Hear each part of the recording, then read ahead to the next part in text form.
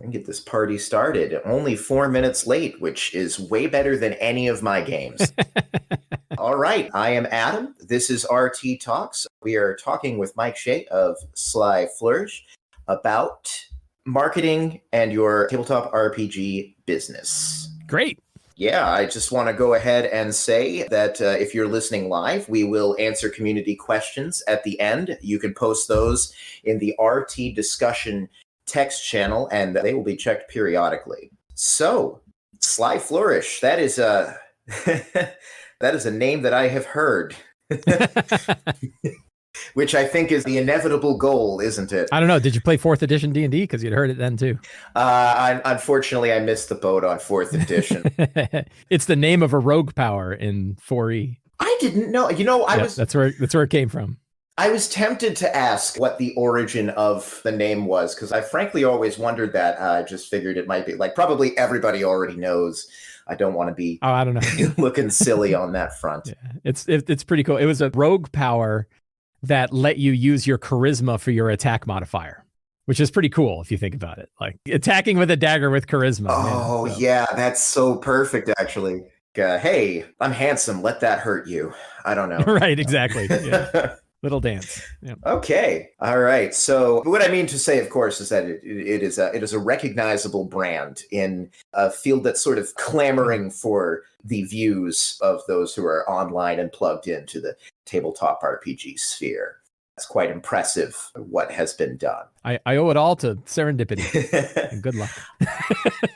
And time. Well, I hope there's a little more to it than that. I hate to say it. Like, okay, all right, let's talk about marketing in tabletop RPGs. Yeah. Be lucky. All right, that's it. Cut it, wrap it. It's about how you leverage luck. We'll talk about leveraging luck.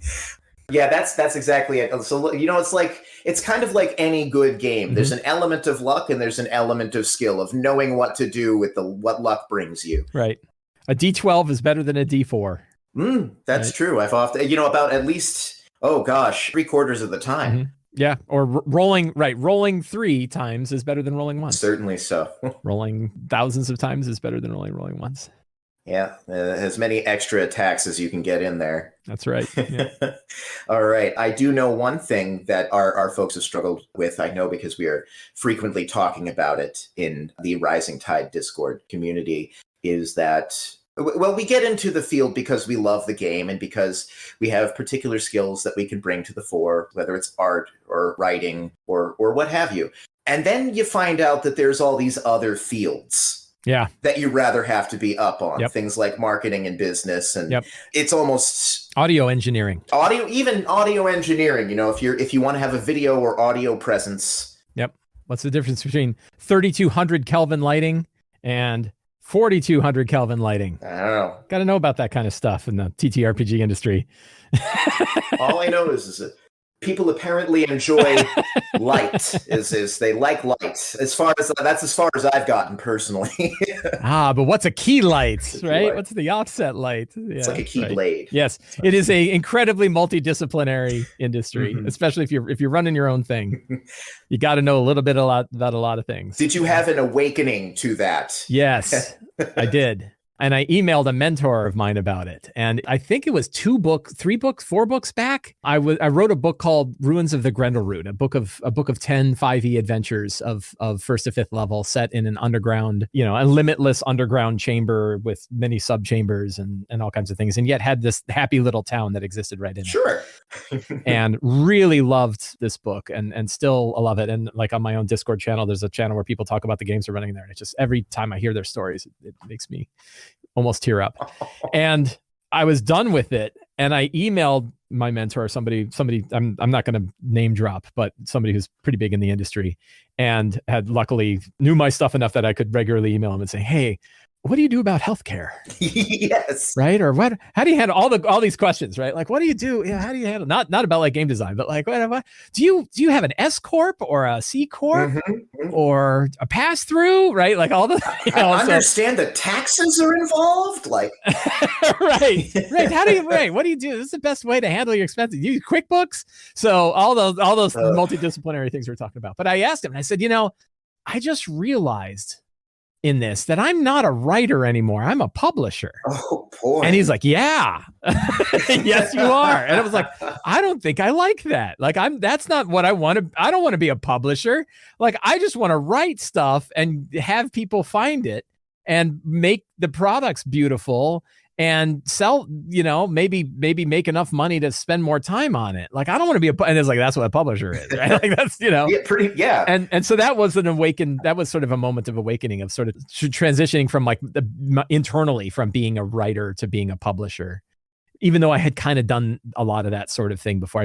I sort of made that choice pretty early on that I was more interested in making and producing my own stuff than I was in trying to, freelance for other people to get stuff. I'd done both. And I always felt like the things that I made where they were mine and I could do what I wanted with them and I could pour as much of myself into them as I wanted to. And that I got this product at the end and it was my product to do with what I want, where I could publish it where I want. I could give away what parts of it I want. I could do everything with it. It was always more rewarding and also tremendously much more work.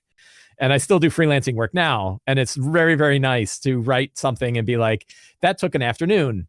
And I wrote it and I set it aside. And then 2 weeks later, I spend an hour and I read it and revise it. And then I send it off and it's like, oh, great. And then like a year later, like, hey, here's this thing you wrote in this book. And I'm like, oh, look at that. There's that thing I wrote a year ago. Like, that's nice too. By a year later, it's like you're reading something new that somebody else wrote. It is a little bit. And they're like, what'd they do to my words? Right. Yeah. And I love that kind of work and I adore it. And I think it was very beneficial. And there are times where I look back, I was reminiscing with a publisher that I wrote for, and I had a phone call with him just recently. I was in the middle of COVID. And I had a phone call with him where 10 years earlier I had written for him and he wrote me back and said, he's like, I can be nice or I can talk to you plainly about what you sent in. Which do you want? And I'm like, oh, plain. I want to hear it. Give it to me. Yep. Not here for the stroking of the ego there. Right. And he's like, all right. So he read something. He was like, that's not really very cool, is it? And I'm like, no, it sucks. He's like, yeah, what do we do to make it cool? I'm like, let's make it cooler. And I was, luckily I'd already been through editing enough that my ego had, I had fallen in love with editors and recognized the value. And so in that case, like I learned a ton. And so 10 years later, I was able to say like, I remember this conversation I had with you and I remember you making that offer. And I was like, boy, did I pick the right course, because it taught me that even that one conversation, that one piece taught me so much about, there's the technical parts of writing and then there's writing something people want and people want to read that grabs their attention. And I wasn't paying that much attention to that. And I think it's helped considerably since then. So yeah, it was really nice to do that. But yeah, that transition of going from writing to publishing was definitely a moment. Are you used to that yet, or what's that? Becoming a publisher as opposed to simply a writer, or used to it? I mean, it's tough. It's tough. So like I know the path. Yeah, I know like what to do, and I know the path, and I know like where the tricky bits are going to be. But I also know that like there are probabilities tied to all of these things, and those dice can be rolled, and they could roll against us. And then parts of it could be very bad. So I'm like, I am 9 days away from launching a Kickstarter, my 7th or 8th Kickstarter. I can't remember how far. So I'm like 8 days away. And like all day, the rest of this today was having meetings with the people that are, both my partners that are working on the project with me and the company that we've talked to that's going to help handle like marketing and promotion and set up the Kickstarter page and all of that. And then it's emails to the guy who's going to help us find the book publisher to make sure that, or the book printer, so that we know what the prices are going to be for the print run, because if it's too high, then you're really in trouble. And, lots and lots of, and I'm familiar with all that, but I also know like every one of those has a little like probability assigned to it. And if that goes bad, things could go bad. So it's still nerve wracking. Absolutely. Right. Like I've done it a lot. Now, this is only the second time I've worked with a book printer before, but I have the experience of having worked with 2 book printers in my last Kickstarter. So it's like, well, now I kind of know what that's like. And if everything goes smooth like it did last time, it'll be great. If it doesn't, it won't be so great. And we'll figure it out. So yeah, it has not gotten comfortable. And I look at other publishers where you look at like N-World, right? Mm-hmm. N-World Publishing, they do like 4 Kickstarters a year. They're now cascading Kickstarter with, I think, BackerKit's pledge manager, with BackerKit's crowdfunding platform that they just started up, because they can't get Kickstarter to do them enough. Right? They're doing so many Kickstarters that Kickstarter's not keeping up fast enough with them.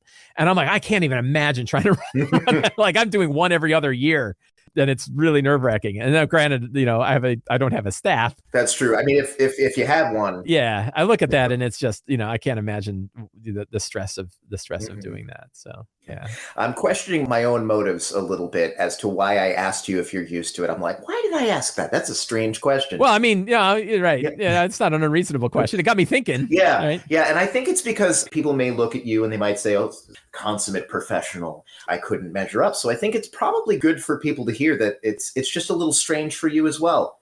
There's a certain identity that one has wrapped up in being a creator and creating things. Yeah. Yeah. Well, and I got an email the other day from somebody, very nice person, who said, I have this project that I love and I adore, and I really believe in it, and I think it's something everybody wants, but I'm not a marketing guy, and you clearly have poured a lot of attention into marketing, and I would really love to have you read this and publish it.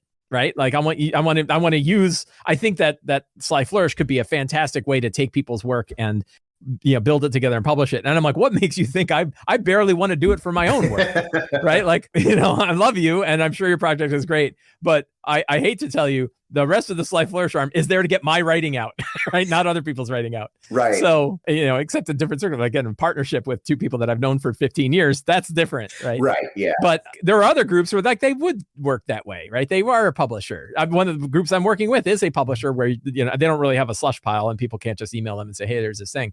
But they work with other writers to put their products out there, right? And that's what they do as a publisher. And I'm like, no, I want to be a writer first. Yes. I want to make things first, and the rest of it I'm willing to do in order to enjoy the craft of writing. Like I'm on a 12-hour day today, I think, but I got to spend, an hour writing a thing for a project that I'm going to be working on that hopefully will be published in a year. Patrons get it right away, but Kickstarter in a year or maybe longer. And it was so delightful. Like it was so delightful to just go into this little world that I've been making and find this little corner of the world and write about it. And then like let it expand outward to go, oh, look at this. It's growing. It's getting bigger, and I just love that so much. And that's not, the rest of it is to fuel that, right? Everything else, right? Yes. Spending the rest of the day talking about, how to figure out the exact costs that we could come into in Kickstarter and what's our break-even point. And I mean, I spent 2 hours on an Excel spreadsheet doing that, right? And that's not really what I like Excel, but it's not really what I want. Yeah, we're in the nerdy industry. We're allowed to admit that we like Excel. Oh yeah. I'm a fan. It's the only thing Microsoft ever did that's good. That's fair. I'm going to buck my outline a little bit here because Stephen from Cuttlefish Press has posted a question that I would normally save for the end, but it feels really relevant to what we're talking about right now. Stephen says, are there any books you recommend that discuss marketing, and I'll add business to that, in the tabletop RPG space? Books or resources? I think you actually sent me a couple of articles of your own earlier. Yeah, I was going to say, I wrote those. Yeah, I don't know if that counts. Yeah. Resource is a resource. Monty Cook Games wrote something about Kickstarter. I have to look it up here. Kicking It, I think they call it. And it's old now, right? It's been around a long time. I don't even know if they have it anymore. I'm looking for it. But Monty Cook, you'll have to Google it. Somebody will have to go Google it. I can't find it. I think someone will probably grab it. The funny thing is, the only reason I bring that one up is because it's the only one I could think of. No, I take that back. A book I would recommend more, which is M.T. Black has written, I think, 2 books called Anatomy of an Adventure. Oh, I love M.T. Black. It's not really a marketing book. It's a book about writing adventures, but it talks about marketing stuff. It talks about that problem of getting things out there. There's also, I think they're now part of a larger conglomerate, but there was the RPG Writers Workshop, which now has become something bigger. Big fan. Yes. Yeah. And I think that is I haven't been through it, but I know people that have, and I know people that have gone through it, and I know the people that work on it. And that's something that I think has been very beneficial for people to kind of get their, to kind of get their feet under them with this whole thing. Absolutely. Dawn's come in clutch just now by grabbing that MT Black link. Yeah. The Anatomy of an Adventure, that is in the chat now. Yeah. So that's one I'd recommend. I can't remember. I don't have it offhand, but I can't remember how deeply into the marketing side. The problem is, and you and I chatted a little bit about this before, that the marketing thing changes constantly. So there's no book you could write, I don't think, that can keep up with how the world is shifting Although I do think that the number one most valuable marketing tool is one that has been around for 70 years or something. Skywriting. Not almost email, right? Like, email going back to 1950s or whatever, ARPANET. Email marketing is still, it is probably my third best source for, having people find the work that I do and buy it. The next one up being Patreon. It turns out that not only is Patreon a really great way for people to support the work you do, they are also your biggest fans. So if you have a sale on a book and you let your patrons know, they are more likely to buy it than almost anybody else. Yeah, see, if you're on Twitter, someone can follow you for any reason, but if you're on Patreon, you've got a little club there. Yeah, let me know as soon as you want to start talking about Twitter. Because I have thoughts. Let me see. What do we have? 3 hours? No. But and I will share experiences about Twitter that I just got from a group of people who have spent a lot of time thinking about this. So it's not just Mike Shea's dumbass opinions. Other people's opinions too, but experiences, and these are people who really care. The other source, which I've had very good luck with, that is a modern source, is YouTube.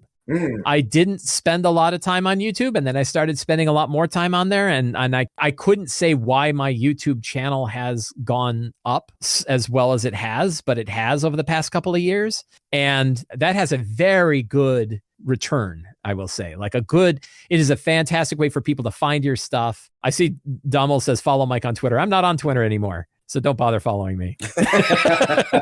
You could go dig me up on Mastodon somewhere, but far better is join my newsletter. Right. So, they just deleted it. So a lot of the modern social media tools don't do a good job of sort of bringing people into your envelope, like into your sphere, and letting them come into the sphere and bounce around within the sphere. Instead, they just want you to stay on that platform. Yeah. So an example would be that, for one that I don't know if a lot of people have a lot of strong feelings on, is TikTok. So I was like, I had a friend of mine, and I'm in a little marketing Discord where we talk about a lot of this stuff. And then somebody said, hey, I'm having a lot of success with TikTok. Like I just started, and I've got thousands and thousands of people that are viewing my TikTok videos, and it's got to be a great way to do a branding at least. And I was like, I'm like, all right, here's what I'll do. I will spend a month. I think I spent 2 months. I'm like, I'll spend 2 months doing 1-minute videos on TikTok that I'm clipping out of my normal shows that I do on YouTube. And I will post them 3 times a week regularly to TikTok, Instagram, and YouTube. And I'll watch what happens. And I wasn't able to draw specific lines of like a person on TikTok saw it and then came to my Patreon and then subscribed. But I could look at, in 2 months, with the number of views that I got, you should see some bump in sales and some bump in subscribers. Like the two main metrics that I have of of monetary, capitalist stuff is Patreon subscribers and book sales. So if I could look at both of those metrics and see them jump up at all, I'll know that there was some kind of success in this, particularly considering the number of views I got, which was not insignificant. And I did that for 2 months, and I looked back and I had no increase in sales and no increase in Patreon subscribers, more than the normal. So I'm like, all right, well, let me stop doing it and let me see if there's any dip. Okay. Right? Do I have a less of them? Because maybe it's not. And so I stopped and no change. All right. So I was like, all right. So the way I've thought about it, there's actually a really fantastic, boy, if I'd done some homework, there's a fantastic Disney diagram that has been kicked around a lot. It's very old. It's like 100 years old, practically 100 years old. And it shows how all of the different Disney assets connect to each other and how each one sort of fuels the next. So you have like animated TV shows, movies, the theme parks, merchandise, and how all of these things sort of bounce inside. Obviously, if you go to the theme parks, you're going to see merchandise. If you go to the movies, you're going to be interested in that movie. And if you go to the theme park, you're going to recognize the thing at the theme park that's like the movie. The movie's going to make you want to go to the theme park. But while you're at the theme park, you're also buying the merchandise. Because you bought the merchandise, you might be more likely to watch a TV show. So they all bang around. And that idea really, makes, hey, there it is. Demille posted it in the chat. And that's exactly what I was talking about. I was just looking for it too. Fantastic. Yeah. The creative talent of studio theatrical film, the Disney thing. And it looks like it was, I forget when it came out. It's old. It's very, very old. But I like to think about this as like a sphere, and it's like a bubble, right? Because there's a talk about the funnel. You're familiar with the marketing funnel? The marketing funnel. I was going to bring that up as well, actually. And I'm ranting, so you just cut me off like as soon as I'm well off topic. No. The more you talk, less I have to. So let me, just because I didn't know about the marketing funnel. We're talking about the multidisciplinary nature of our tabletop RPGs, and learning about the marketing funnel is one of these disciplines. So the idea behind the marketing funnel is that it's a funnel, right? It's funnel shaped. And the top of the funnel is, I'm going to screw it up. It's from Glengarry Glen Ross has it. Awareness. Do people even know that you exist at all? And that's like billboards on a highway, right? It's really, really, it's like pamphlets flying through the air that say, hey, we have a show at this club. It's like just getting anybody to be even aware that you exist in the world.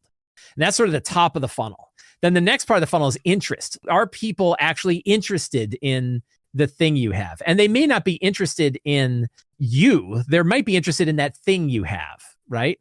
Yeah, so the purchase funnel was just posted in the chat here that has it. And they changed the names of these, but I'm going to go with the Glengarry Glen Ross ones because I can remember that scene, that with what's his name we're talking about. Put the coffee down, right? So that interest level is like, are they interested in this one thing? And I like to think of it like, are they interested in an article you wrote, right? So a good way to think of it is like Google. They type in Google and they say, how the hell is stealth supposed to work in D&D? And then they look and it's like, oh, here's this third hit. And it's an article that says how stealth works in D&D. Well, now they've got awareness. They know that you're there. Interest is, I'm going to go read that article. And they click it and they read the article. And that's interest, right? They don't know who the hell you are. They don't even know what website they're on. They ain't thinking about your books. They don't care if money's tight, right? They are just reading the article about how stealth works in D&D. But then they get to the bottom and they're like, there's 3 other articles. Here's one about how to do lighting conditions or here's one about dark vision isn't what you think it is. Let me go read that. So you click the thing and now you've got a little bit more. And now it's like you've gotten lower part in the funnel where they're getting more interest. They know, oh, this site is a good website. Who wrote this? Oh, Mike Shea wrote it.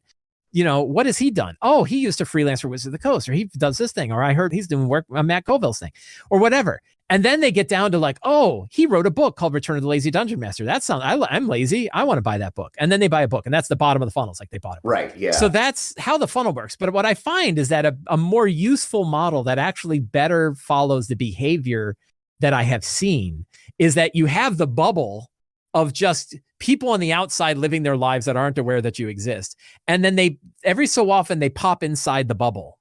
And when they do, instead of following like a funnel approach, they bounce around inside the bubble. And that looks more like the Disney chart, right? They're bouncing around inside and they're hitting websites and they're listening to podcasts and they're watching YouTube videos. And then they're subscribing to newsletters, but the newsletter tells them about Patreon. So they join the Patreon. And the Patreon, they heard about book sales. So they buy the book. They like that book a lot. So they actually join the Kickstarter. Then the Kickstarter puts their email back in the email list again. They get a thing about a sale and they just keep bouncing around in the inside. Right? Well, that's extremely accurate to my experience. It's the Brownian motion of the internet. Yeah. And so here's a crazy metric, which is I try to find out, like, how do people even find out that I exist? and I don't really have much, but like I can ask people on Patreon, hey, how'd you find me? And the majority of the people who found my Patreon learned about me because they bought Return of the Lazy Dungeon Master, which means the bottom of my funnel is the top of my funnel. Right? That the thing I was hoping to get people to, that's how they started, right? And I never heard of you except I saw this book on Amazon. I bought it. I'm like, woo, right? Like, holy cow. And then it's like, well, now I want that person to join the newsletter. And that's because like, I've got a bunch of books, right? You didn't buy them all. And then there are some people who are like, they've just been bouncing around on the inside there. And they're like, hey, this book's for sale. Like, yeah, I know, I already own it, right? And you're like, oh, well, I have a Kickstarter. Yeah, I know, I already backed it, right? Like, it's like, I don't have any more to offer you. Thank you so much, right? I'm just happy to be here. Right. So hang out with me on my Discord channel. We'll talk about your game. So what I found is that like, it makes more sense to me to think about how do you get people to even bounce into outside your bubble? And then how do you bounce them around? Mm-hmm. Right. And so it's like on Sly Flourish, if you go to the Sly Flourish website, I don't constantly change it, but I experiment with it. First of all, it's the most boring website on the internet. But right at the top, it's newsletter, bookstore, Patreon, YouTube, and podcast. And you're already on the website, which would be the 6th of those. Right. And then the other 5 are the other parts of the thing I want you to bounce around and hit, right? Like that's everything I've got. Like any value that I have in the TTRPG industry can be found in those 6 places, right? In the newsletter, you subscribe, you get articles. The bookstore, you pick up the books that I make. Patreon, where I put out all kinds of Patreon products. YouTube, where I make videos. And podcast is really basically what's on YouTube, just for commuters. So, that really hits like everything that I'm making. And then everything that I try to create, I try to make sure it kind of falls in one of these bubbles. Doesn't mean I won't have other bubbles, right? Or other nodes, I should say, inside the bubble. But right, yeah. Those are the ones that I'm focusing on now. It feels like the lesson to take from that is to make it as easy as possible. Yeah. The only really hard question in all of it is how the hell do you get them to find the bubble? Right. Yeah. Like, they're out there. How do you get them inside? And that's the number one question everybody asks. I get it all the time. I got it yesterday and today. I was emailing with somebody who, again, is like, I have this really beautiful project that I want, and I need money to make it really good. I need like $8,000 to get the art that I need to really make this product good. And I can't afford that. And how do I run a Kickstarter? And I'm like, well, it's kind of a problem to start with Kickstarter, right? Because like nobody is going to know. Right. It's not bad. Like Kickstarter actually has some organic growth for things. My first Kickstarter had 200 people. The question he asked was, how did you do so well with Return to the Lazy Dungeon Master as a Kickstarter? And I was like, because I had 4 other Kickstarters, right? Like I built up to that, right? And it took years. Right, yeah. A little bit of momentum. Yeah. But that's the question everybody wants. And I want it. I don't know what the answer is either. Like, how do you get people to find the bubble? Lots of people starting off, especially with Kickstarter, it seems like they want to just kind of come from nothing and do a Kickstarter and go right to the end. Go right to the end. But really, success is, in my, I don't want to say experience because I've never done a Kickstarter, but from what I have seen, seems to be fairly dependent on what you're bringing to the Kickstarter to start with. Yeah, I mean, well, so Kickstarter is an interesting one, and we've had debates. Is particularly one of the big questions that came up, which was kind of a bigger controversy. There've been so many great controversies, and now this one seems pretty small.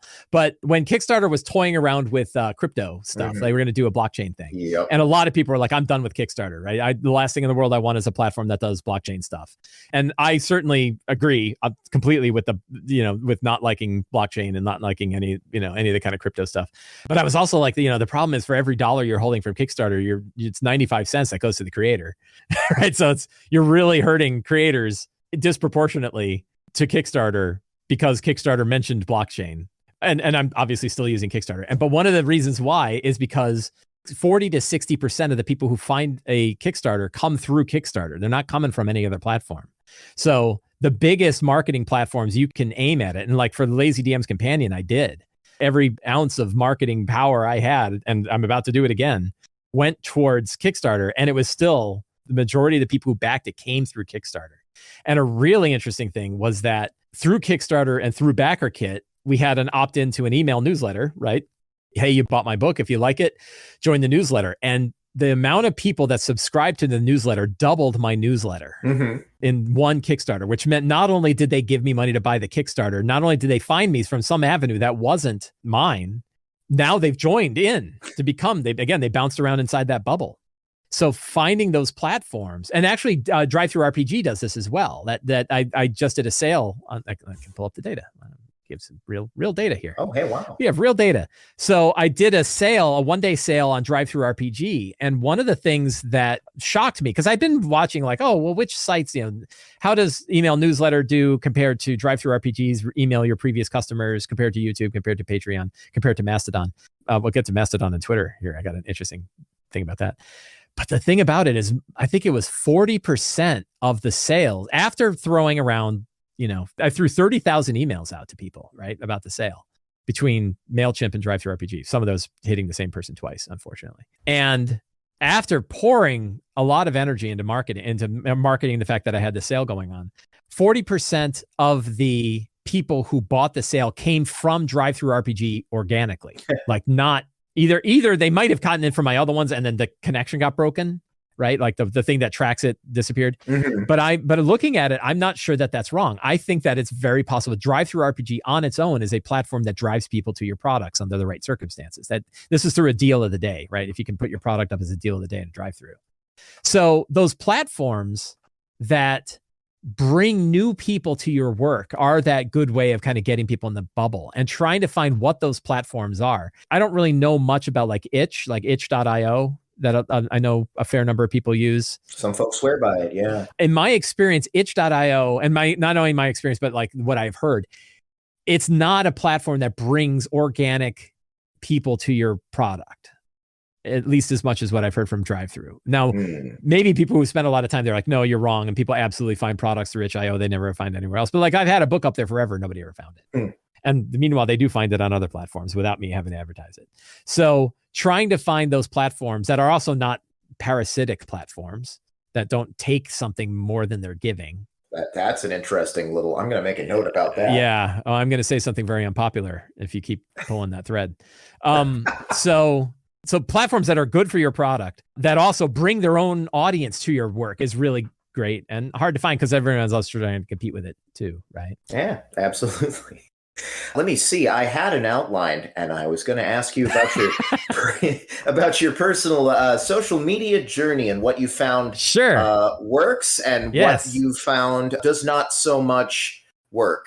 And also, I think to just expand on that, what has worked and isn't working, and what didn't work and now is, right? So like it's a flow. In the ever-changing scene, yeah. You have years and you have lines that are going up and down. Twitter was a fantastic platform for marketing your stuff, marketing yourself, marketing your work, connecting with other people that can get excited about your work, and working in partnerships with people. I met some of my best friends through Twitter. I had a really early success with Twitter when Jerry Holcomb, and Mike Krahulik from Penny Arcade liked an article I wrote about 4th edition, right when he was getting into 4th edition. He retweeted it and said, hey, this blog is really great for 4E stuff. And that gave me like this huge boost. I really wonder, like butterfly effect wise, how much that boost, which was more than 10 years ago, how did that boost also expand out to me being able to do other things that I did? I don't really know. It could have had a big effect. So it was wonderful for that. And then a single word came in that really changed how Twitter operates. And that word is algorithm. And Twitter went from being timeline based, where you subscribe to people and you'd look at your timeline and you would see new tweets coming up in the timeline.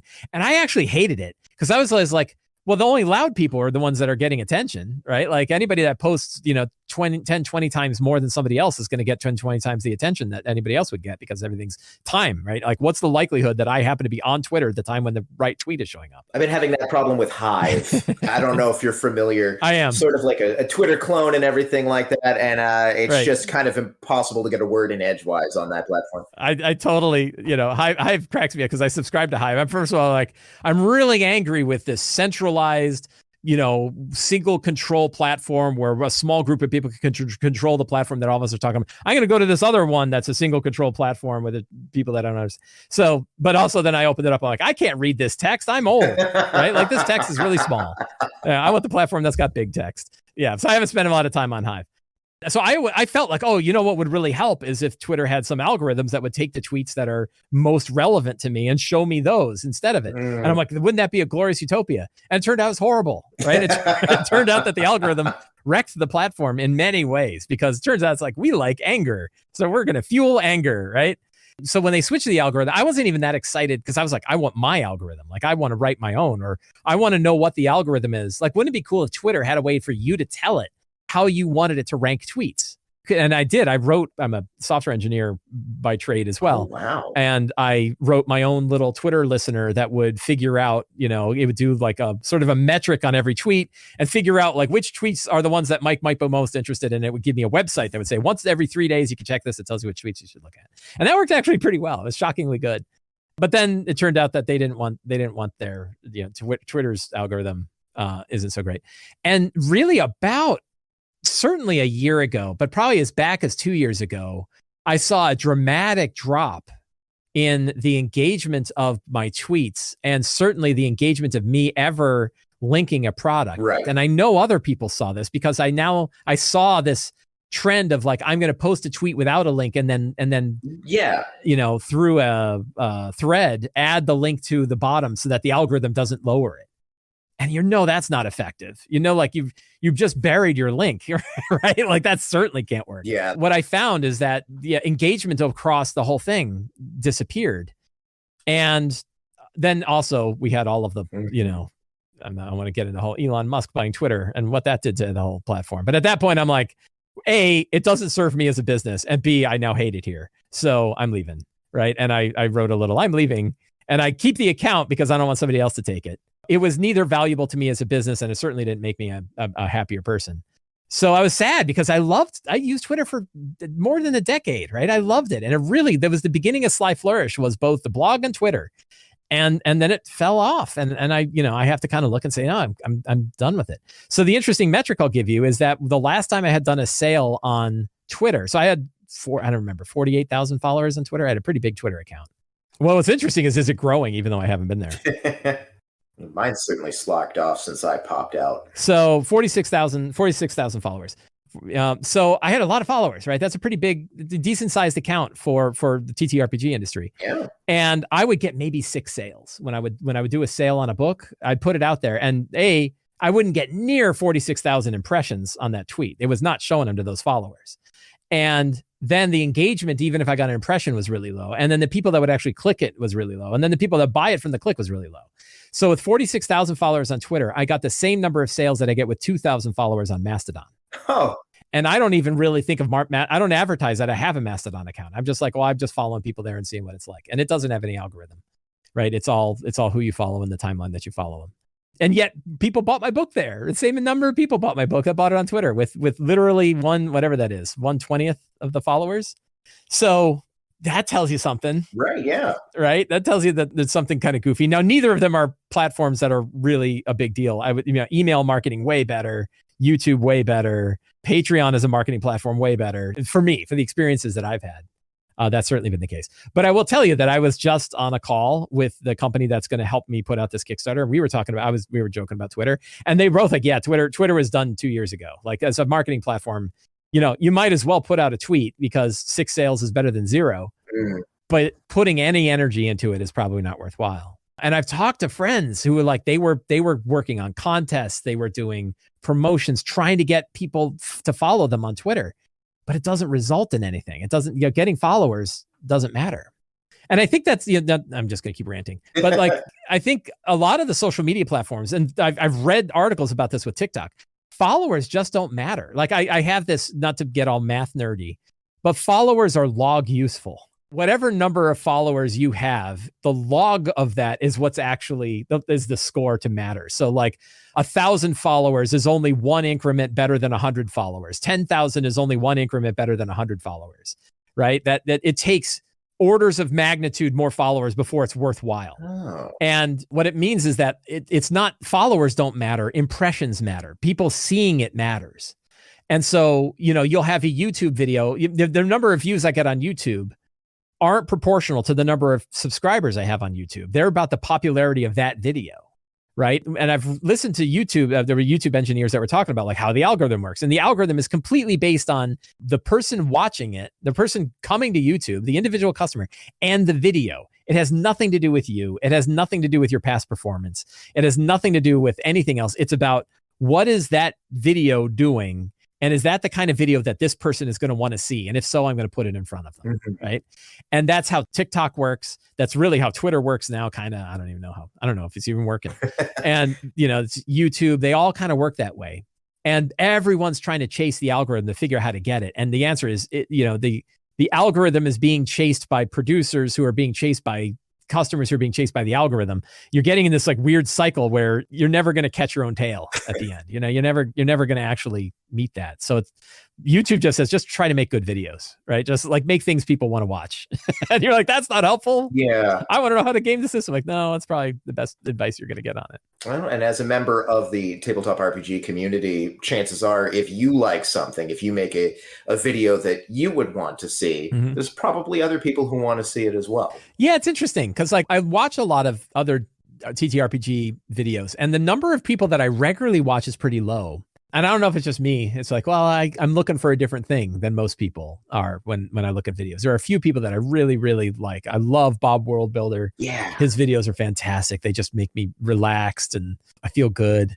And there's only a handful of others that I really regularly watch. And then there's a lot of stuff I'm like, yeah, that's not for me. Right? That's not the style. But I try to make the kind of video that I would want to see. Yeah.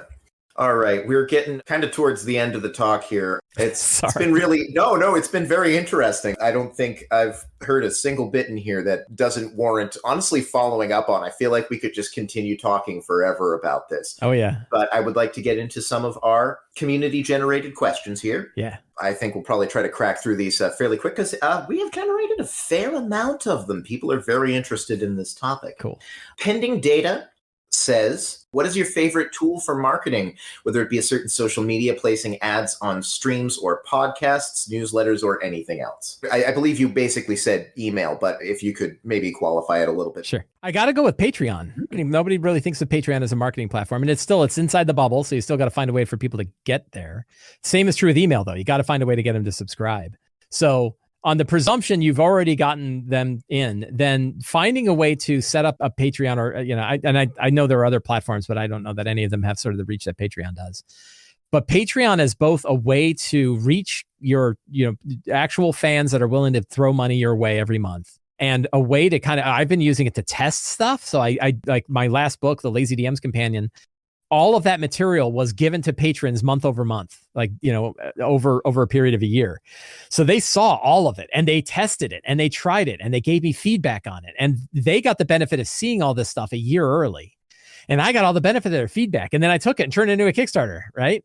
And they are also very, they have a far better return when it comes to saying, hey, I've got this book on sale, right? The book I was on sale has been around for 7 years. You'd think that every one of them had it by now. It was part of a bundle of holding a year ago. Mm-hmm. They got it for like $3 if they bought it then. But yeah, what happens is more people join the Patreon, more people go there, and they are your fans. So they're going to like what you make. They're going to help you. They're going to give you feedback on work that you're doing. I love it. And tying Patreon to Discord gives me this Discord channel where I get to talk to them every day, and it's fantastic. I love it there. You don't think of Patreon as a marketing platform, but it really is. I mean, and this sounds bad, and I don't want, I love anybody that's, willing to throw a couple bucks my way a month and enjoy our conversations. I adore, they're great. So this sounds almost disparaging, but the idea that people would pay to be on your email newsletter is really great. Because I'll tell you, I love MailChimp too. MailChimp's what I've been using for my email marketing, but it cost me $250 a month. Mm-hmm. So the irony is I have patrons paying for the email server, right? And it's they're more likely to give me a better outcome. And they give me money. Roger that. Right. So it's a weird one. So I'd probably have to go with Patreon as a marketing partner. Then of course you got to get people to go find it, and you got to make stuff there that is. I've been, again, very lucky that my Patreon has been very popular and has worked really well. And I always thinking about, should I tweak it? But I'm always I don't know how this worked in the first place. If I break this, no one's going to like me anymore. So getting people to find your Patreon and joining it is, of course, hard. But so is getting people to join your email newsletter. It's not quite as hard, but you still got to get people to find it. And that's the killer for all of this. So I'll go with Patreon. Sorry, that was a long answer to a short question. I'll go faster. I'm ready. I'll be faster next time. Right. Yeah, that's fine. All right. Let's see. We have got a question from Django. That's actually a two-part question. I'll save the other one for later because it's basically what we're planning on doing with the very end of this talk. Whether or not the OGL fiasco, you knew it was going to come up eventually, has changed your goals and path forward. How has that affected the parabola? Yeah. So it hasn't changed my business. It hasn't changed any of the products that I'm writing in very small ways. So we are now the book that I'm going to be working on for the Kickstarter. We agreed we'll use the Creative Commons version of the 5.1 SRD. During the fiasco, we were we're pretty sure we don't even need to use any license for this. And I still think that's true. But why not, right? It's so easy to add the Creative Commons license to it now. And then that you're fine if you happen to be using any of the stuff that's in there. So that's not a problem. My other book was also going to be it's not system agnostic. It's definitely got 5e flavor to it. But again, I wasn't using enough direct stuff from the SRD that I felt like I was stomping on trademark or copyright law. So I was confident that I would be able to write that book without any license and that I'd probably be safe in doing so. It's one big difference is I hired a lawyer. So I now have a lawyer. Oh, wow. He's a friend of mine, a guy that I've known for a long time, but I was also a lawyer. And I officially hired him and had got his advice about this kind of stuff. Right. And so I felt confident that both of those books were probably my next two big projects. Actually, my next three were probably going to be fine. So I knew I was probably fine for the next 3 years. I was very worried about what it would do to the industry as a whole. I still am very curious. I think we're fine. But I was very curious of is this just going to shatter the industry? Is this going to just suck the oxygen out of the room? I was really worried about this idea that Wizards of the Coast has brought a lot of new people to the RPG industry. They are the rising tide that raised all boats. And is this such a catastrophic F up that they are now just lowering the water? Right. Right. Yeah. Whether it affects me personally, it could affect the industry, which means fewer people could be interested. But I go back to there weren't a lot of people in D&D in the 4th edition days, and I was still doing it then. So I'll keep doing it. That's true. Like, I don't care if my income drops a lot, that would suck, but that's fine. I'll live. And I'm into this because I like the hobby, not because I care about the business. Right. Yeah. There are other ways to get rich, right? Yeah. So now it's really interesting because now this is more so from the hobby side of, I'm fascinated that 5e is its own platform now. It's its own system, and it's not owned. It's kind of still owned by Wizards, but now it's freely available to everybody. And we're going to see Black Flag, and we already have Level Up Advanced 5e, and we're going to see Cubicle 7's C7 D20. And there's going to be, and there already is, like other variants of 5e that are out there that are kind of full copies of it. And we can use those as house rules for anything now. And we can publish towards anything. So now it's a little tricky because you're like, if Black Flag is supposed to be 5e compatible, and so is 1D&D, and so is Cubicle 7, C7 D20, can I write any 5e product and know that they're safe with any of those? And I think the answer is yeah. It depends on what you're writing. But, if your work is compartmentalized enough, I think that you'll be fine. So that really is interesting. It's not scary. It's interesting to me how that is going to play out over the next couple of years. Like how 1D&D is going to do and how Black Flag is going to do. Those seem to be like the big ones. But then, N-World is not letting go with A5e. I think they're going to be putting out an SRD that's under Creative Commons as well, which means people could be using, you could almost publish your own 5e that's just variants of other people's 5e systems and build your own. So that's kind of it's going to be a wild time. But I think that as far as I love 5e, right? I love the system a lot. I've been making stuff now for 10 years and running multiple weekly games for 10 years and love it.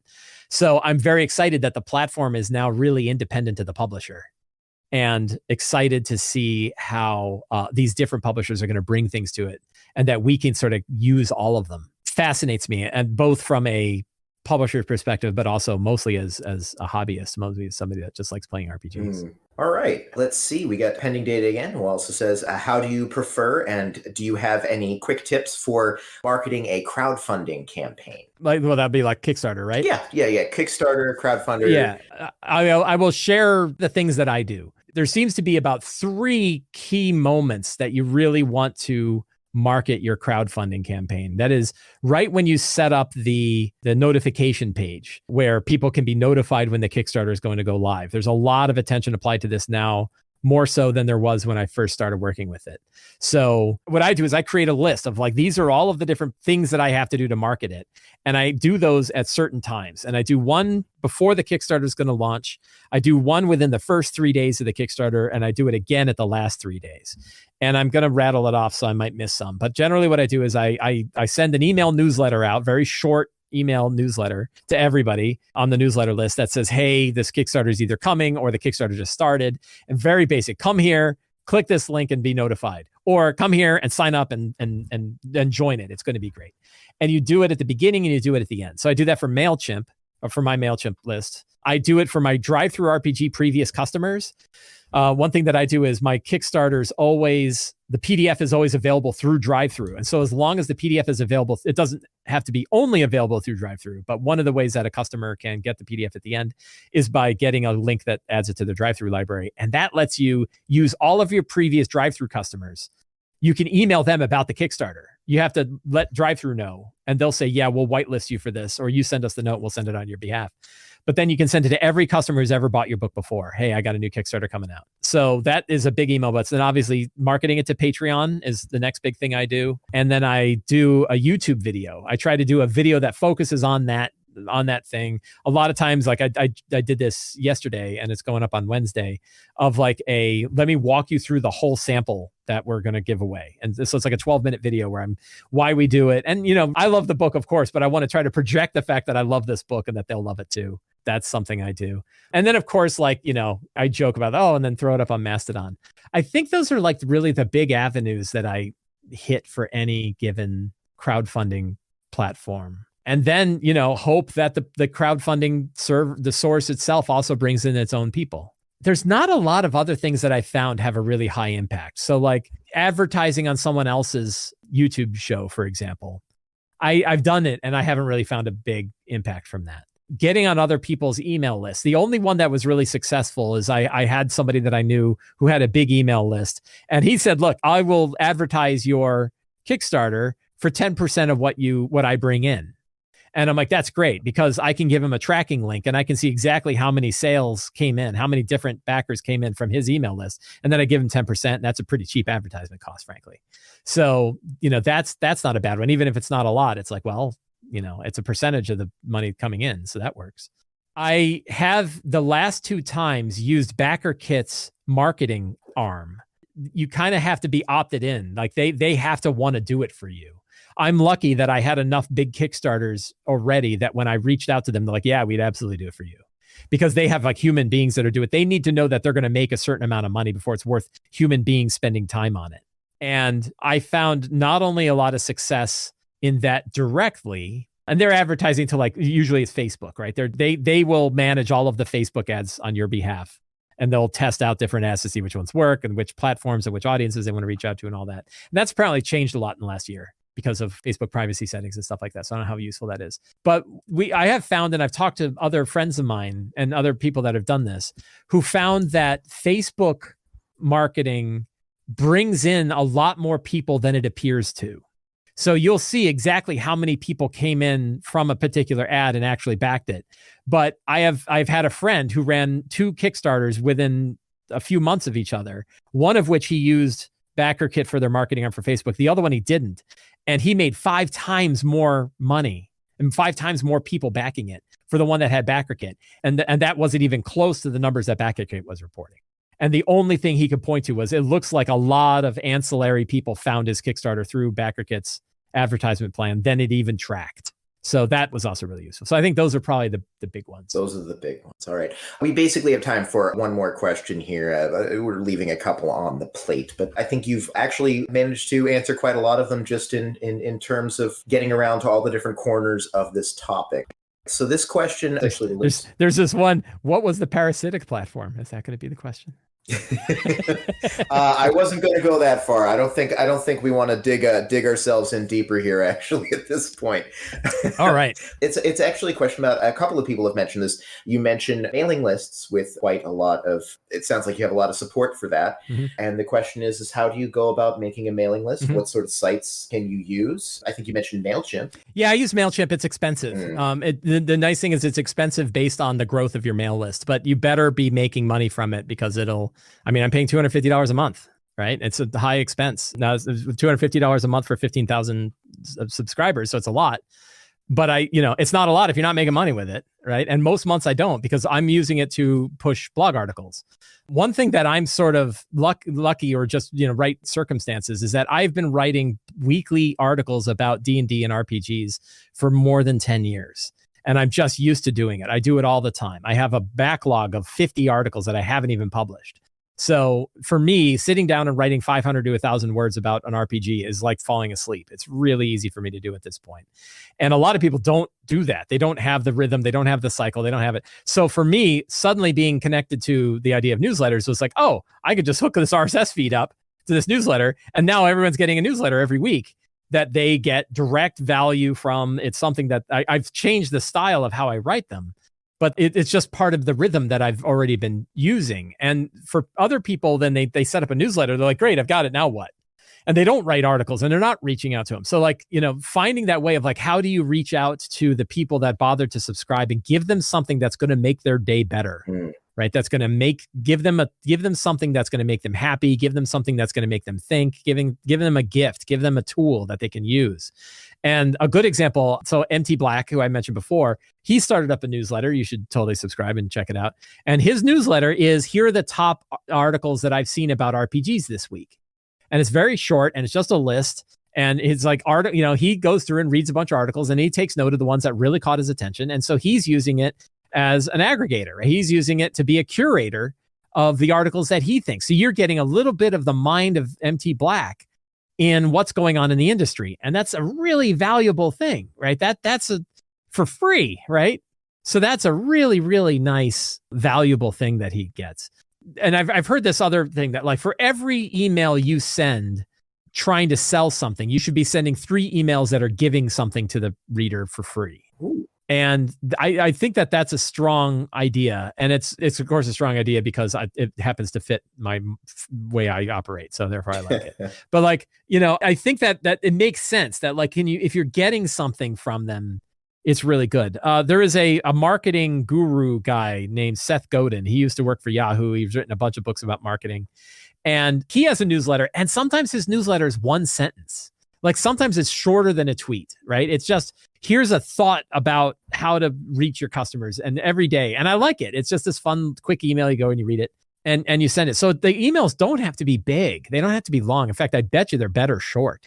But finding like, if you were going to write 250 to 500 words to somebody once a week, what would you put in those? That's really something that each reader is really going to want to get. That's giving them something for free. Right. And that means that it's more than just starting a newsletter and getting people to sign up. It's also that cycle of giving them something for free, because eventually you're going to ask them for something, right? Eventually, like I'm going to be asking for a lot, right? I'm going to ask them to be notified of the Kickstarter. I'm going to ask them to join the Kickstarter. I'm going to ask for their money. So I want to make sure that I've built a bedrock of, he doesn't just send us marketing. You get a lot. Like a lot of times you go and all you get are marketing emails, right? You'll sign up for somebody. Even in the RPG space, you'll sign up for our newsletter. And all it ever is here are books to sell you, right? Here's products that we want you to buy. And it's like, archive, right? I don't even think about it. And how do you stop the eyes from passing over that subject line? So better is like, how do we're all super busy. You've got 50 other emails in your inbox. How are you going to put something in that one that's going to be like, oh, that's a thing I can use at my table today. That's something, here's an NPC, right? Here's an NPC that you created for me that I can grab and use in my game or something like that. So yeah, those are probably my best thoughts on email. All right. Okay. Well, we'll be wrapping up here in just a moment. I want to thank you for coming on. And I'd also like to give you just a second to talk about, you have this exciting Kickstarter coming up. What can we expect and when can we expect it? So March 1st. So a week from Wednesday, I am launching Forge of Foes, the Lazy DM's Forge of Foes. This is the fourth of my Lazy DM books: Return of Lazy Dungeon Master, Lazy DM's Workbook, Lazy DM's Companion, and now the Lazy DM's Forge of Foes. And this is a book to help you build, customize, and run monsters for your 5e game. So it is not a book of monsters. You have millions of books of monsters. This is about how can you multiply the value of all of the books of monsters you already have. How can you make modifications to them, big and small, to help them fit the style that you want to play, to help them fit the world that you're creating for your friends, to fit the kind of things that your players want to run. It has a mixture of very specific, very detailed, here are some specific things you can do or modify or add. It's got a quick monster builder, so you can build a monster in 5 minutes from scratch. People have tested this out and tried it out. I just used it the other day, and it works very, very quickly to whip up a stat block for a monster in just a few minutes, and then customize it as much as you want, like add as much detail to it as you want. It's a really, really fun book. And then it has lots and lots of articles talking about monsters, how to run them, how they fit into the world. Do you build from the story inwards? Do you build from the monster outwards? All different approaches that you can take, how to make encounter environments more interesting, how to work with the flow of battle. So lots of different sort of thought pieces on how to think about monsters for your game. So it's really a book for DMs and GMs to really dive into the whole topic of monsters and understand at a level that really no other book I've seen really covers. It's a book that I'm writing in partnership with Scott Fitzgerald Gray, who was the editor of the Monster Manual for 5th edition, and along with a million other books, and Teos Abadia from Alpha Stream, who has written numerous books. He wrote the Acquisitions Incorporated book for 5th edition. He and Scott and I worked on an adventure called Vault of the Dracolich many years ago. And the three of us have worked together before, and now we've been spending a year working together. We have 3 different views of this topic, so we're able to bring in all of our different views, and there's breakout boxes where Teos will talk about one thing and I'll mention a little thing that I think about, and vice versa. So really, really cool stuff. So the Kickstarter is coming out March 1st. You can sign up to be notified on the page right now. Mm-hmm. And there is a 29-page preview. So there is a big, meaty preview. Yeah, it's probably 20% of the book, I think. It's a good chunk of the book. You're really giving people something. Yeah, we really want to, because I just want people to have this. And that includes the quick monster builder. So the first chapter in it is build a monster, slap on a type that gives it some unique characteristics for the type of monster it is. And then here's a bunch of like abilities that you can give that monster to make it custom and unique. You can build monsters in 5 minutes. You can build them in your head. You don't have to write anything down. You can just literally just have this in front of you and create any monster from the lowliest rat to the biggest star-eating celestial horror in one book. So there's my pitch. All right. It's going to be awesome. It's really going to be a good book. Okay. All right. Well, thank you very much for coming out and talking to us. I'm Adam. This has been RT Talks. Join us live in our Discord for our next event coming up on Tuesday, March 21st, where we'll be talking with Jesse from Patreon. So pretty useful that we were talking about Patreon. Awesome. And you can also catch it later in podcast. Yeah, thank you so much. This has been a delight. Thank you very much for being here. Much appreciated. Great talking to you.